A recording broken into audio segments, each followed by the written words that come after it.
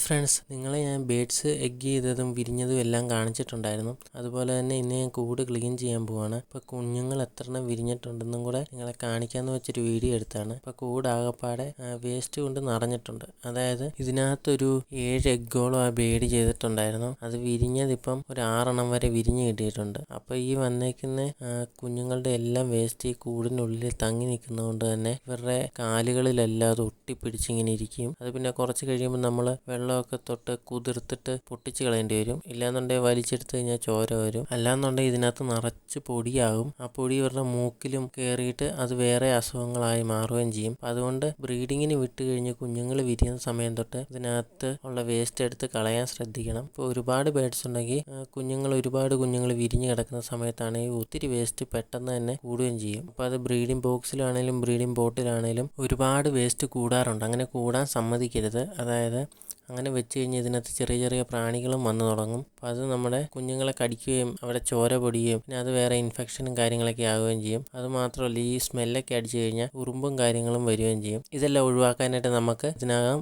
എപ്പോഴും ക്ലീൻ ചെയ്ത് തന്നെ വെക്കണം. എന്നാലേ നമ്മുടെ ബേഡ്സിനെ നല്ല രീതിക്ക് നമുക്ക് വളർത്തിയെടുക്കാൻ പറ്റത്തുള്ളൂ. ഇത്രയുള്ള വീഡിയോ. ഞാൻ ഏറ്റവും കൂടുതൽ വീഡിയോസ് ഇടുന്ന ബേഡ്സിനെ കുറിച്ചാണ്. നിങ്ങൾക്ക് ബേഡ്സിനെ കുറിച്ച് എന്തെങ്കിലും അറിയാൻ താല്പര്യം ഉണ്ടെങ്കിൽ, അതല്ല നിങ്ങളുടെ ബേഡ്സിന് എന്തെങ്കിലും പ്രോബ്ലംസ് ഉണ്ടെങ്കിൽ കമൻറ്റ് ചെയ്ത് കഴിഞ്ഞാൽ എനിക്കറിയാവുന്ന കാര്യങ്ങളാണെങ്കിൽ ഞാൻ ഉറപ്പായിട്ടും റിപ്ലൈ തരുന്നതായിരിക്കും. വീഡിയോ ഇഷ്ടപ്പെട്ട് കഴിഞ്ഞാൽ ലൈക്ക് തരിക. നമ്മുടെ ചാനലും കൂടെ സബ്സ്ക്രൈബ് ചെയ്ത് സപ്പോർട്ടും കൂടെ ചെയ്യുക. അടുത്തൊരു വീഡിയോ ആയിട്ട് വരാം. Thanks for watching.